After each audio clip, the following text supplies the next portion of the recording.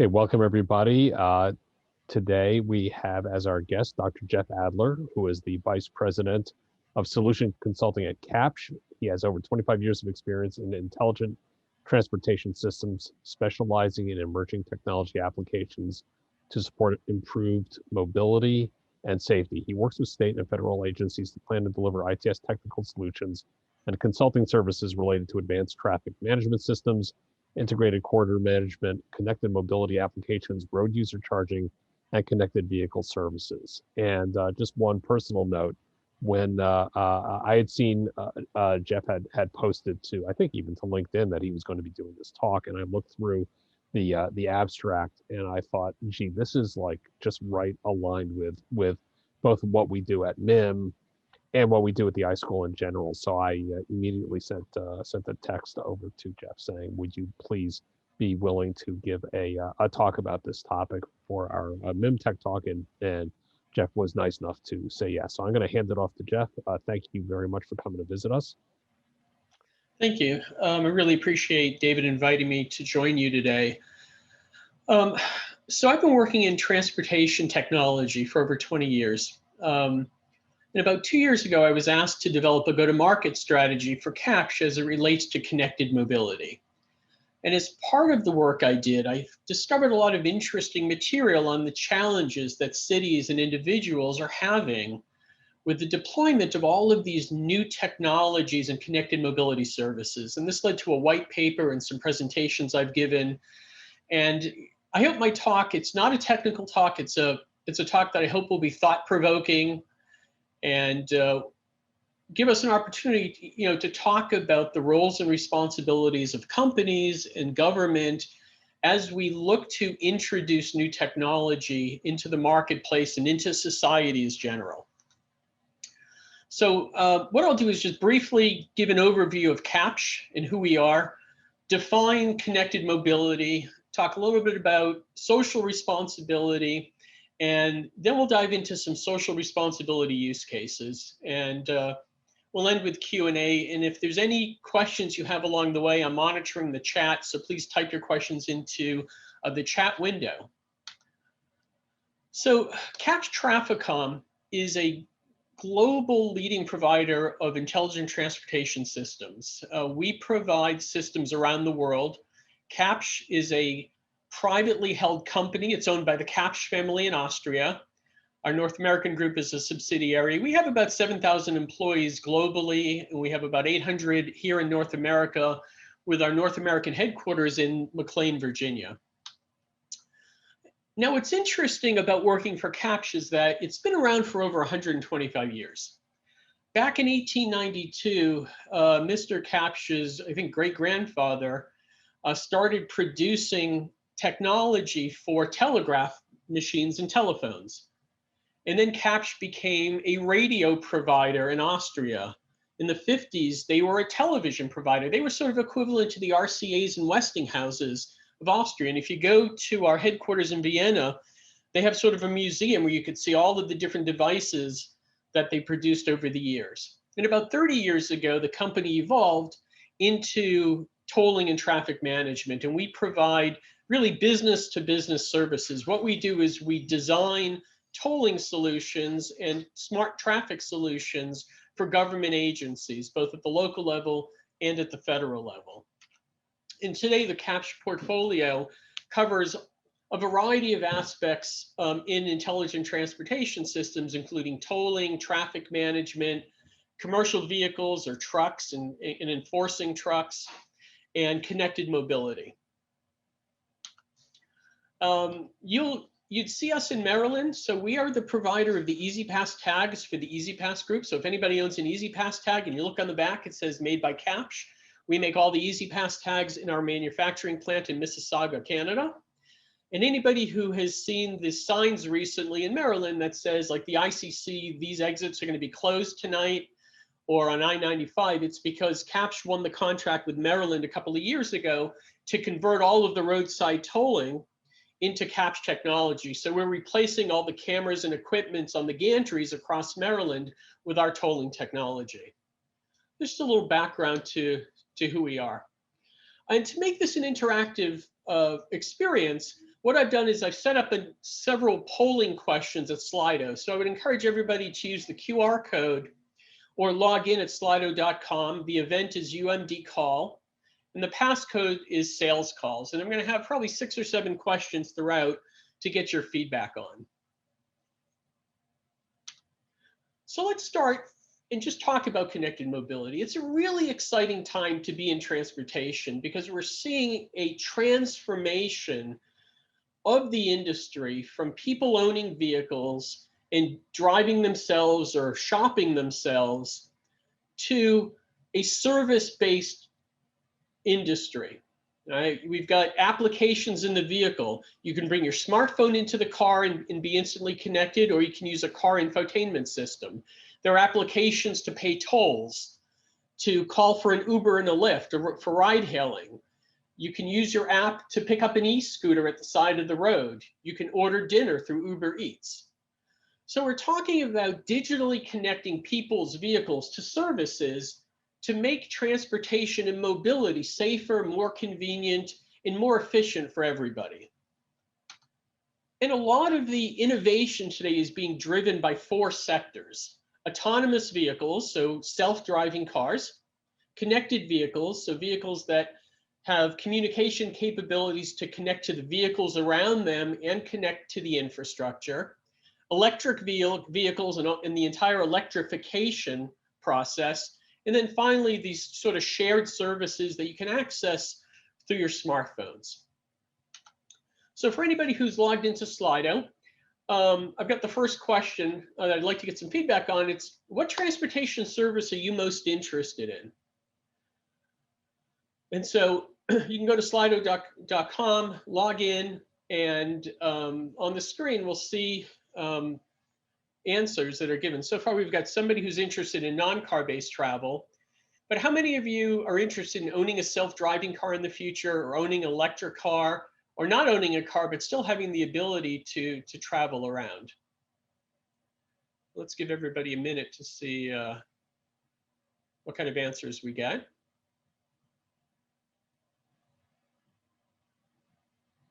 Okay. Got three responses so far. We'll give everybody one more minute. I'm personally interested in self-driving cars. I'm tired of driving. I'm not a big fan. I'd like to sit back in the car and do other things while the car intelligently moves me around. But these services are here today. Now, you can buy electric cars, self-driving cars. There are many companies who are investing in it. And through Uber and Lyft and these other services, you have the ability to get transportation on demand.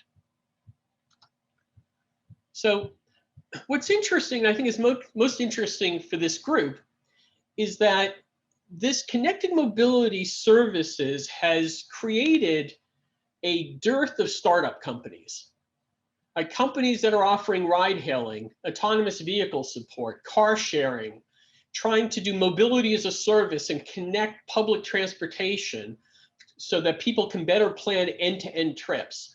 Last mile mobility, right? This is using scooters or bicycles on demand to get to and from a transit station, to move around a city. And then finally, new applications and companies that are specializing in carpooling, shared vehicles, and buses. And this is a booming industry right now. So my second poll question is, how many of you have used these services in the past? Are you typical users of ride hailing, of car sharing, last mile mobility? Does everybody use Waze or Google Maps when they drive? I've been using Waze since it first came out. It's one of my favorite applications. These applications probably in the last 5 years are becoming a lot more pervasive for all of us, especially people that don't own vehicles or people that are living in the inner city. People are using ride hailing or Uber and Lyft instead of transit. And we're going to talk about the implications. And what this presentation is really about is, what are the implications of these new technologies that are being created to make our lives easier and give us more and better access to mobility. So before we get into the discussion, what's interesting is that the ride-sharing market was recently valued at $73 billion. and is expected to grow about 20% per year to about $209 billion by 2026. It's a large business area that's generating revenue. The market cap of Uber today is $96 billion, or I guess as of January 21st. It's bigger than GM and Ford and Fiat and other companies that have been around for a long time. Market cap of Lyft is 15 billion and DoorDash is 59 billion. There's a lot of money at stake and a lot of people are getting very rich building these startup companies and providing these smart mobility services. And so the question though is, what should be the responsibility of a technology company, right? Are technologies out there purely to maximize their profits? Should they follow the law? Do they have a responsibility of society to be ethical? Should they be contributing to the quality of life? And I think that's what we're seeing in the marketplace today, is that companies are certainly focused on going IPO and maximizing profits, but there's other questions that are out there as to how they're behaving in the marketplace.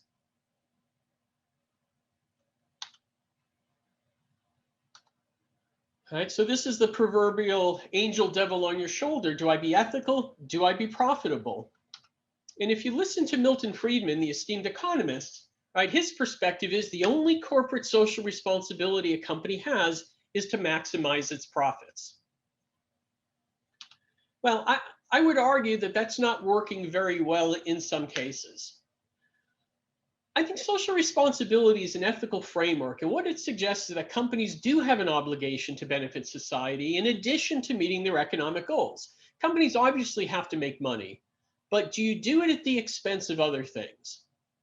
And what I want to explore are some of these new companies and the technologies that they're introducing that we think are benefiting society, and maybe in some ways we need to rethink what's happening. So let's journey and look at some of the unintended consequences that several of these companies are having on society at large. So let's start with personalized navigation. As I said, I've been using Waze for a long time. You can put in your navigation preferences. It will tell you multiple routes. It helps you get to your destination more quickly. If you're stuck in traffic, it can reroute you. It sounds like it's great. And if you go to the Waze website, what does it tell us? We could all go for a lot less traffic in our lives, right? That Waze is promising less traffic and helping us navigate the streets more easily. So for everybody out there that's using Waze, does it work? Does it help you find the shortest route? Does it help all the users find their shortest route? Does it actually improve traffic flow, or does it make traffic worse? Does it improve safety, or does it reduce safety? Right? We all should think that this app is helping me find the shortest route, because when I use it, right, it takes me through side streets, it takes me off the highway, and can shave some time off of my trip and take me on routes that maybe I weren't even familiar with. As somebody guessed, yeah, it actually does make traffic worse. So if we look at headlines over the last couple of years, and from August 20th, 2019, I like Jonathan Littman's headline, Waze hijacked LA in the name of convenience. Can anybody put the genie back in the bottle? So what does Waze do? So while you have a concentration of vehicles on a highway, there may be local streets that have some spare capacity. So Waze started routing people through neighborhoods in LA, where kids are playing on the street and people are walking, streets that weren't designed to handle a lot of traffic. And overnight, traffic doubled in some of these local streets, and people got really angry and started to fight back. There were people that were actually putting fake accidents into Waze to get people off of their streets. The other problem is that if one person uses a navigation app, it may work for that one person. When everybody is using a navigation app, and everybody may be using a different navigation app, and these applications are not working together to optimize the use of capacity across a network, we then create a non-competitive game, which causes problems and actually makes traffic worse. And if you're interested in learning more about this, Jane McFarland, who's the director of the Smart Cities Research Center at UC Berkeley, wrote really an excellent article for IEEE that explains the traffic issues that arise with navigation systems, talking about how they're essentially selfish services trying to find the shortest path for each user, but not really caring about society at large. And this creates chaos. And this creates people competing for the fastest route, right? So if you divert from a highway to a surface street because you think that you're getting the fastest route, but all of a sudden there are 50 people behind you doing the same thing, then it's likely that we're just spreading the traffic problem. To make matters worse, the notion of induced demand tells us that if capacity or the availability of capacity on a roadway increases, so let's say that there are fewer drivers on a highway, over time, that's just going to be backfilled by people who are now going to start driving on the highways.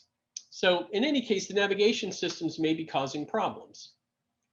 Let's talk about disrupting the car and various services. So we can split these services into sort of three types. There's micromobility, which are your scooters, your e-bikes, your bicycles on demand for short travel. You've got ride hailing like Uber and Lyft for medium distance. And then you've got car sharing applications if you really want to go longer distance. So ride sharing, most of us are familiar using Uber and Lyft. It's a lot more convenient than a taxi. In a lot of cases, it's a lot cheaper. You've got an app at your fingertips. You tell the Uber or Lyft driver where you are. They come pick you up. They drive you to the destination. You don't have to talk to the Uber driver. You can pay them via your app, right? It's very convenient. In 2018, RideGuru did a survey and said that 89% of the respondents felt that cities should not implement rideshare regulation.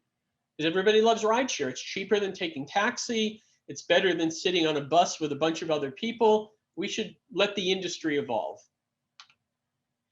And if you go to the Uber website, Uber tells you that they're supporting cities, that their people, processes, and technologies can help transform cities into safer, more efficient, and more beautiful places.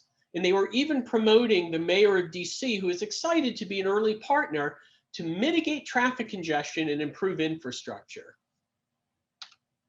So, question is, are there societal benefits of ride-hailing services? Does it encourage people not to own cars? Does it increase people using transit? Is it more safe than driving? Can it reduce traffic congestion or improve air quality? Right? The thought is, if fewer people own vehicles, then we should have all of these secondary benefits to society. Is that really the case? So, all right, so we've got two people responding. Well, I guess we have three. Two thinks it increases transit usage. One person so far thinks we encourage people not to own cars. Well, let's see what the headlines tell us about this over the last couple of years. So San Francisco, right, which is the city of startups, looked and said, and they did a study in 2017. They showed that between 2010, these 6-year period, Uber and Lyft and these TNCs actually increased delay downtown by nearly 45%. They increased the total vehicle miles traveled by all the vehicles in the city by 40%, and at night over 61%. Also led to a 50% reduction in speed, by causing a lot of traffic. Uber and Lyft denied it for years. And in 2019, they commissioned a study to look at this. And the study came back to show that they're actually making traffic congestion worse in cities, and especially downtown in the concentrated core. So if you look at Boston, for example, the left column, which shows the highlighted numbers, means in the total area of the city, both downtown and in sort of the outlying areas, these services, these transportation network companies, increased vehicle miles traveled by 1.9%. In San Francisco, 2.7%. In DC, 2%. But downtown in the core county, VMT jumped 8% in Boston, 13% in San Francisco, and 7% in DC. So, and in fact, we're making things worse because what's happening, you have the vehicles that are already driving around, and now you're adding a lot more vehicles. And most of these vehicles are deadheading. They're not picking up passengers or driving passengers most of the time. In a lot of cases, they're driving around waiting to pick up a passenger. So they're taking up room on the roadway, causing congestion, and in fact, increasing emissions and decreasing air quality. And as a UCS study showed, ride-hailing has climate risks. They worsen air quality. A non-pooled ride-hailing trip is shown to be 47% more polluting than a private car. And a typical ride-hailing trip is about 69% more polluting than the trip it replaces. And again, much of this is due to the deadheading of these vehicles driving around, as you can see on this part of the graph over here. So it's interesting. Other issues that we've seen with Uber and Lyft and ride-hailing is curb crowding. You know, it used to be when these services started, and I fly a lot for business, right? Either from Dulles to BWI, I could take an Uber home. I could quickly go from my gate, go outside, and while I'm walking to the gate, I could call an Uber, and they would be there when I got out, find my way home. More and more airports are finding that this is creating curb crowding, and it's adding half an hour to an hour for everybody's trip out of the airport. So LA has built a separate pickup lot for Ubers and Lyfts, and many other airports have done the same. So it's, you know, there are lots of things that we don't think about with these services. Let's talk about public transport. Well, it turns out that people who use ride sharing are generally younger, more affluent, and more educated. The thought would be that Uber and Lyft would help transit in a number of ways. One, it would be able to provide transportation to and from transit stops, encouraging more people to take transit. And two, it could be harnessed for transit in cities where transit doesn't reach a lot of the citizens. Because in many cities, if you're outside of the bus routes or outside of the train stops, you're half a mile or more away. Also, in many cities, transit doesn't run late at night or on the weekends. And so transit was being used to supplement, Uber and Lyft were being used to supplement transit. So there were some cities that are partnering with Uber and Lyft, giving vouchers to people so that on a, let's say 2 a.m. on Sunday, if somebody had to go to work, they could call an Uber and Lyft because there was no transit available. The reality is places like Chicago saw a 6% decrease in public transit due to ride sharing. Right? Cities ride hailing, so there was a report in Chicago that they quantified the damage Uber and Lyft were doing there. They said that 40% of ride hailing vehicles are deadheading. And so they're accounting for the 25% of Chicago's greenhouse gases, and that 48% of ride hailing customers would have taken transit if Uber and Lyft didn't exist.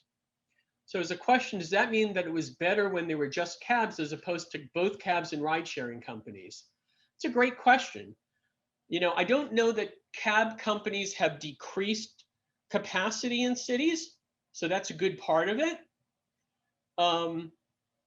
But it's clear that adding TNCs on top of cabs is certainly making it worse.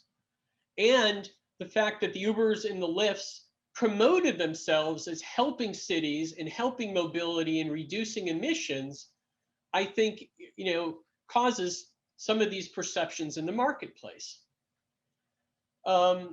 This other article from John Greenfield in 2020 say Uber and Lyft aren't addressing transit deserts. So again, the idea was that Uber and Lyft were going to reach places that don't have transit. And if you look at the map on the right, you see most of the Uber pickups in Chicago are downtown or in the close suburbs, not in the areas where transit doesn't reach. It's a lot harder to have a stable Uber and Lyft in the outlying areas. So it's it's problematic. Let's think about public safety. Okay. This became a real issue in 2019. There was an expose in the Washington Post that talked about how Uber's investigation unit works to limit the company's liability, basically trying to hide things under the rug as much as they could, giving drivers 3 strikes and excuses, not really doing enough background checks. There's been lots of litigation that the public doesn't know about with how these companies operate. There have been issues of sexual assault. Right, so here's a headline from 2019 that 14 women sue Lyft for allegedly mishandling sexual assault and rape reports.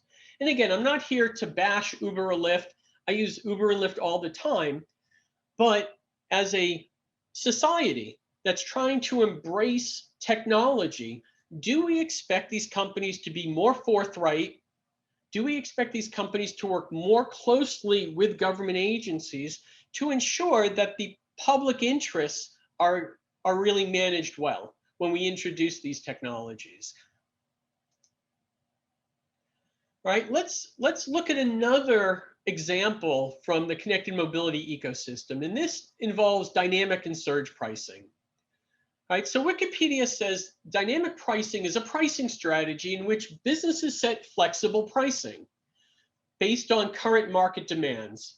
So they use algorithms, and based on competition, supply and demand, external factors, for instance, like weather or holidays, they can raise and lower prices as much as they can. And if you've ever used Uber, the picture on the left-hand side shows you a surge pricing example. So Uber tells you, hey, it's a busy day. You're going to pay 7 times the normal rates with a minimum fare of $175. Right? Is that fair? Right? How do you guys feel about dynamic pricing? Is it something that you live with? You feel good about it? You don't like it? You know, any thoughts about dynamic pricing? Price gouging. That's good. Should be reasonable. It's frustrating. These are all emotions that people are upset about. I'm not a fan when it's busy, right? So nobody likes to go into something and paying a price that you're not expecting. So if we think about dynamic pricing, it's good economics, right? You're taking a scarce resource and you're finding a way to optimize the use of it. Consumers who travel at unpopular times can benefit from lower prices, right? So if you travel off peak, you can actually pay lower. But if you are in the peak period, right, in the morning or the afternoon, there's a lot of traffic, you generally should expect to pay more. Unfortunately, people feel that they're price gouged. They can't trust these companies, and it makes for really bad headlines. Right? So the first thing I want to share with you is about tolling. A couple of years ago, if you're familiar with tolling on the Beltway, the managed lanes were introduced, the hot lanes around the Beltway, that you pay for to use. Well, we added hot lanes on I-66 eastbound between the Beltway and Washington, D.C. First day it opened, people went bananas. Right? Dynamic tolls, how highways can charge $40 for driving just 10 miles. That if you went on I-66 at 6:30 in the morning, they were charging you $40 for a one-way trip. Last winter, January 7th, 2020, we had a little bit of snow in the DC area. People were at work and they had to get home. Tolls surged to $62 following the first snow of the year. Okay, so they were expected to pay, they had already been at work, and to get home during a snowstorm, they had to pay $62.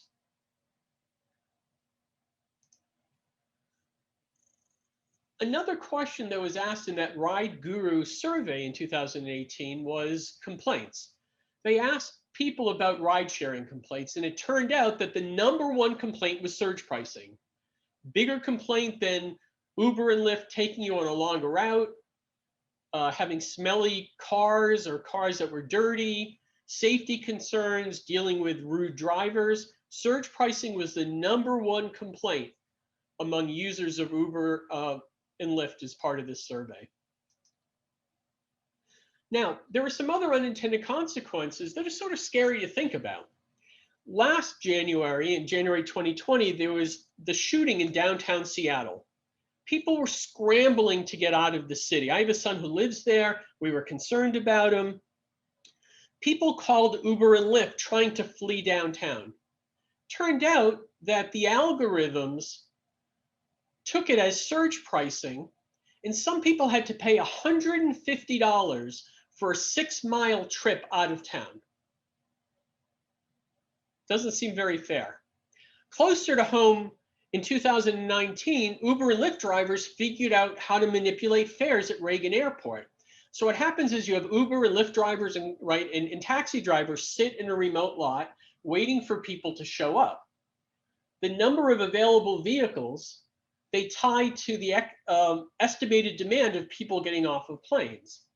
Well, if you don't have enough Uber and Lyft drivers, they raise prices to encourage more people who are Uber drivers to get out of their homes and onto the streets. So the Uber and Lyft drivers figured that they could turn off their cars and turn off their apps while they were sitting there, and that would force Uber and Lyft and the algorithms to raise the price to manipulate a price surge so they could get paid more. Right? Things you don't think about. So should these companies be held accountable for the way that their algorithms are working and the way that they're charging people? Now, on the flip side, we are seeing dynamic pricing in lots of other industries. Taylor Swift decided that she was going to use dynamic pricing for her last tour. Sports stadiums use dynamic pricing. My father-in-law used to have season tickets for the Giants, New York Giants, for 40 years. They used to charge you the same for every game. Now, sports teams will charge you more money when the better teams come to town, and they'll charge you worse money when worse teams are coming to town. Amazon uses surge pricing a whole lot based on what people are buying on their website. And there was an article in 2019 that restaurants are looking at surge pricing as well. They're charging different for their menu different times a day or different days of the week. So there were a couple of questions. One was the question was, what about Zip cars? How do car sharing services fit into this? Car sharing services, I'm not going to talk about them at large, but there are issues with car services, and if they start charging more depending on when you're using them. We will talk in a minute about e-scooters and bicycles, and some of the similar issues might apply. And then David's question about, doesn't scalping tickets also create dynamic pricing? Sure, scalping tickets also, I mean, it's really more of a black market. It's not the company itself raising prices, but sure, there is a secondary market, whereas here I wouldn't say that Uber and Lyft are necessarily a secondary market, but it's companies using surge pricing to optimize the payments that they're getting and to maximize profit. And are they doing it in a fair way, or are they doing it in an unfair way? One might argue that, adjusting your pricing in normal peak periods makes a lot of sense. When there's a shooter and people are trying to escape town, do they have some social responsibility to help people and not raise the price to $150? I think that's the issue here that I want to bring to light, and something for all of us to think about. So Robert Thaler, who's a noted economist who I follow and is our Nobel laureate of 2017, had a very interesting quote. He says, a good rule of thumb is that we shouldn't impose a set of rules that will create moral outrage, even if that moral outrage seems stupid to economists, right? So even if something looks good economically and it makes good economic sense, do we have a responsibility to balance that against moral outrage and what people are going to think about it? I think it's something to think about. All right, let's look at another example, shared micromobility, right? So this is your e-scooters, your dockless bike shares, your station-based bike shares, right? The ability to walk up and through your app rent or lease a scooter or a bike on demand. It's great. It gets people into the cities. It helps them move around. For a lot of people who can't walk, it's a great way to get around. What's so bad about micromobility? Okay. So my question to you is, do you think it's a great way to get around the city, or do you think it's a public nuisance? Has everybody experienced this as they're walking through a city? Okay. One person thinks it's a public nuisance. I think that there's a big debate out there what it is.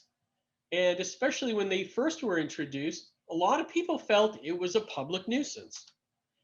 And we've seen a lot of articles written both for and against them. Here's an article from 2020 that e-scooters, cities should embrace them. Right? It's a fun and convenient way to get around. It's going to bring business into the downtown. It's going to encourage people to explore the cities. Unfortunately, when e-scooters were introduced, it really was these startup companies taking these scooters and dumping them into cities overnight and not coordinating it with the city officials. Cities were back on their heels trying to figure out what to do with it. It led to cities having to enact regulations in response to this.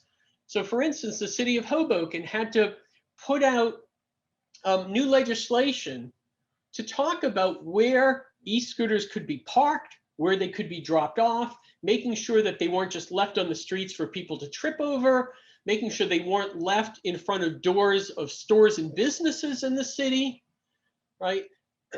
Could they be used next to a bike lane? There were all sorts of problems that came to bear when this technology was literally dumped on city streets without pre-coordination with the city officials. What happened? Well, the first thing that happened, believe it or not, was a high rate of injuries. Scooters, bicycles were put out there, no helmets, no instructions how to use them. People thought that they could ride scooters easily. They ended up going head over heels as the scooters couldn't get over a curb. The first headline comes to the Washington University in St. Louis, had a lot of injuries in that area. Los Angeles, a study from UCLA showed that 250 riders went to LA emergency rooms. Who's responsible? Is it the citizen who thought that this was a good idea and they get hurt? Does the company bear any of the damages? How do you manage public safety? Now, what's interesting is I just saw this article a month ago that companies are trying to use technology to solve this problem. There's a team of companies in Ireland who are trying to fit these scooters with centimeter level positioning and AI to help dual issues of dangerous parking and illegal footpath riding. So I think it's good that we're looking for innovative solutions to solve the problem, but sometimes it isn't a technology problem.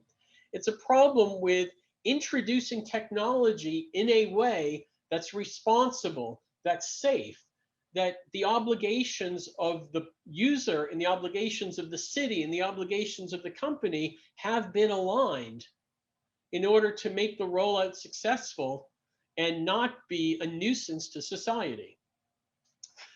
What other problems have we seen with e-scooters?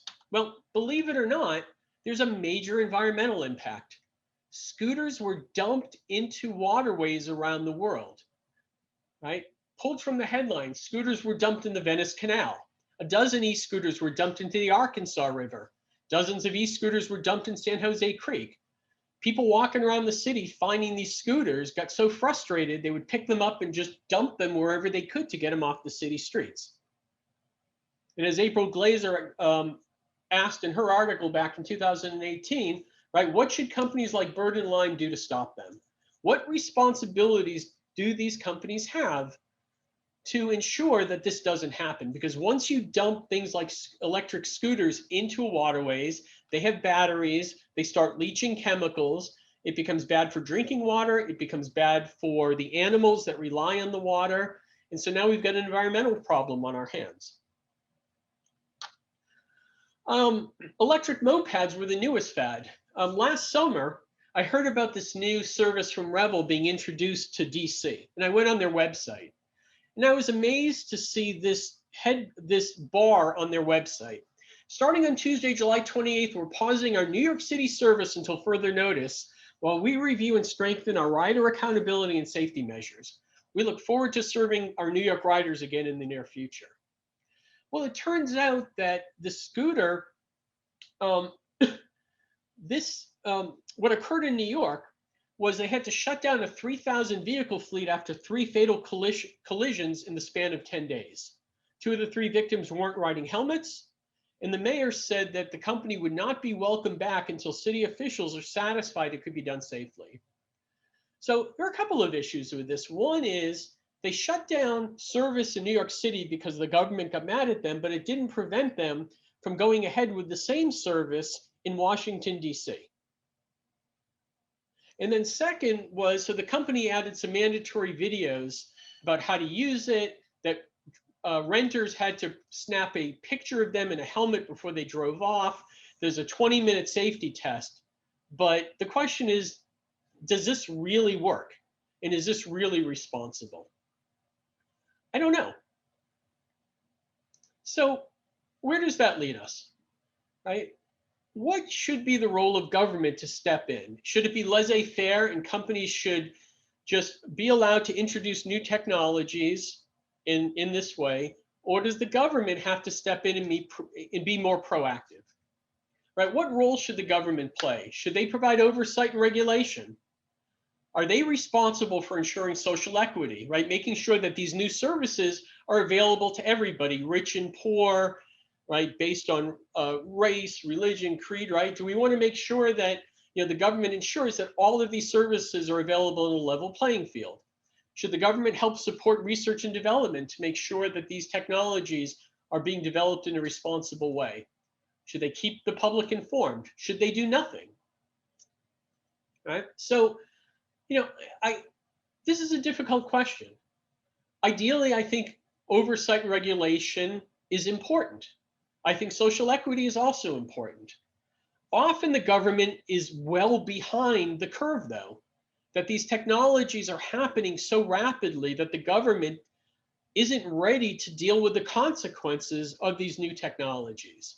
But maybe the companies have a responsibility to bring them to the government first to help educate them and get them aligned. So what we've seen in the marketplace is that governments really have 4 areas of social responsibility. One is legal, right? At the end of the day, governments can legislate and regulate technology. They can often foster better practices through non-intrusive soft law approaches, but sometimes they have to be proactive and really lay down the law.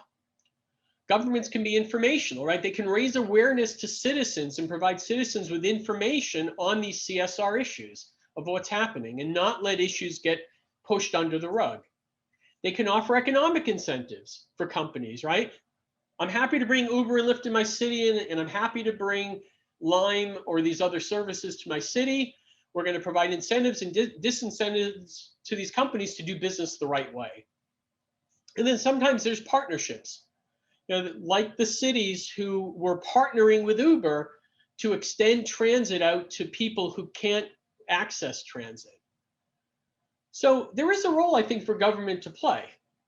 Question becomes, how fast can they adjust to this and how willing are companies to make this happen? An article I saw recently was that cities are defining the rules of engagement for emerging technologies. This was an article by Sarah Ray last November.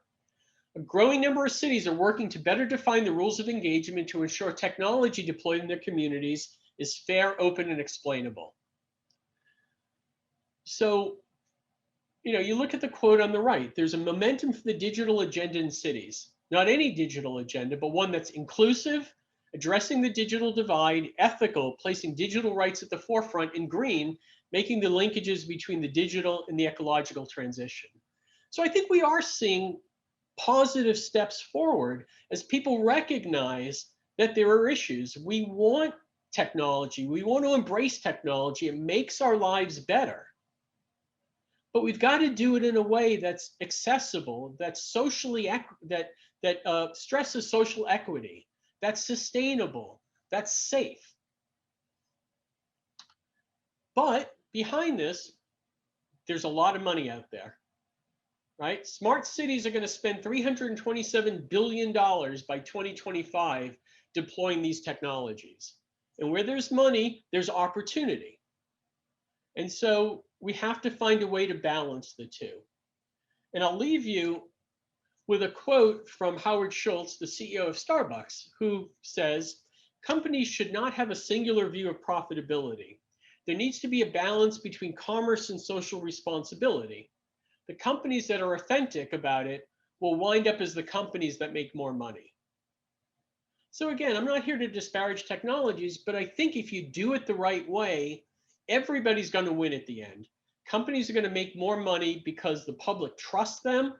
The public believes that these technologies are being deployed in a way that's equitable, accessible, green, sustainable. And if we move in that direction, then I think everybody is going to benefit from this in the long run. So again, I hope you enjoyed the presentation.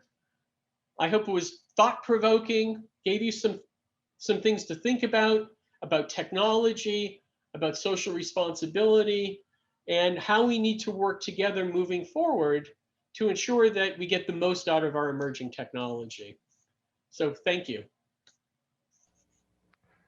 Thanks, Jeff. That was great. I really think that a lot of what you said resonated with the folks who were here, and I certainly am hoping that your recording is going to get replayed multiple times. And I did see there were a bunch of good questions that came in. If anybody else has questions, you can post them to the chat right now. I'm going to cycle back on the question that I asked, which was about the dynamic pricing and scalping tickets, but it's more of an abstraction of that, which is how do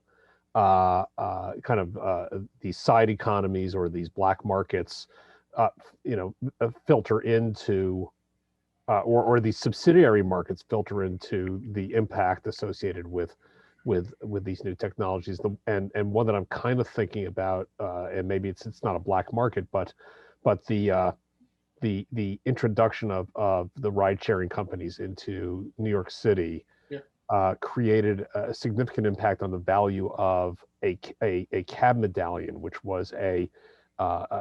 is the right to be able to drive a cab in New York City, and they're allowing the ride sharing essentially it plummeted the price of those medallions, which I think in some way was a maybe you can correct me if you know more about this, but it was a career track or a track for immigrants to establish some degree of respectability and also a source of income in that wasn't really open to them in other industries.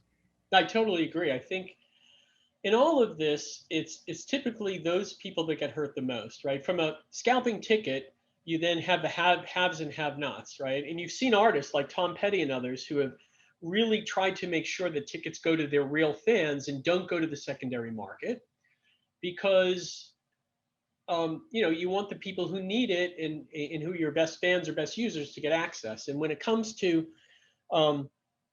the medallions, you're absolutely right. If you're an immigrant and you were able to get a medallion, it's your hopefully ticket to advance a career and make money and do better for yourself.